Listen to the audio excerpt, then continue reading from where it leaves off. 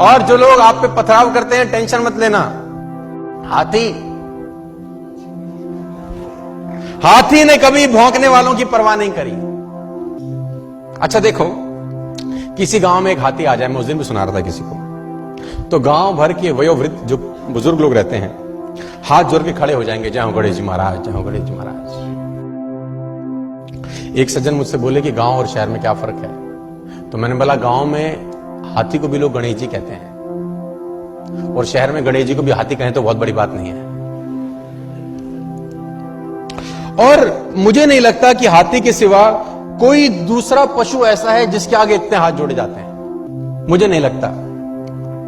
लेकिन एक दूसरी विडंबना यह है कि जितने हाथ जोड़े जाते हैं वो और किसी के नहीं जोड़े जाते, और जितने भौंकने वाले इसके पीछे लगे रहते हैं किसी और के नहीं लगे रहते। गलत तो नहीं कह रहा मैं आपसे। जितने हाथ जोड़े वाले इसके सामने खड़े रहते हैं उतना किसी और के नहीं, और जितने भौंकने वाले इसके पीछे रहते हैं किसी और के नहीं। गांव भर के वयोवृद्ध हाथ जोड़े खड़े होंगे और भौंकने वाले पीछे पड़े होंगे, तो टेंशन लेने का जरूरत। और मुझे आज तक साला ये बात समझ में नहीं आई कि कुत्तों को हाथी से तकलीफ क्या है। हमको कुत्तों की बात समझ में नहीं आती, उनको हमारी नहीं आती। अगर समझ में आती तो हम पूछते कि भैया तुम्हें तकलीफ क्या है, और कुत्ते जवाब देते तो क्या देते मैं ये भी बता दूं आज आपको।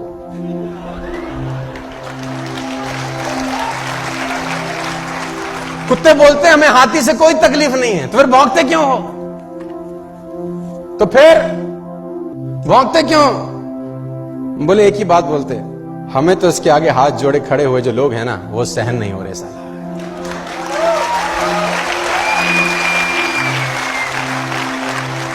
और सही बात है, जिसकी जितनी स्तुति होगी उसकी उतनी निंदा भी होगी, जिसकी जितनी स्तुति होगी उसकी उतनी निंदा होगी। स्तुति करने वाले हाथ जोड़े खड़े होंगे और भौंकने वाले पीछे पड़े होंगे। तो घबराने का जरूरत नहीं है कि अगर लोग आपको ताना मारें, टेंशन दें, आप अपना मस्त आगे आगे चलो। लेकिन दिक्कत क्या है? अच्छा, कुत्तों की इतनी हिम्मत नहीं है कि हाथी के आगे आके भौंके। आगे आके भौंकते नहीं, पीछे भौंकना बंद करते नहीं। लेकिन आप देखो हाथी को, देखो उसकी चाल में मस्ती बनी रहती है यार, क्योंकि वो हाथ जोड़ने वालों के पास ठहरता नहीं है और भौंकने वालों की तरफ मुड़कर देखता नहीं है।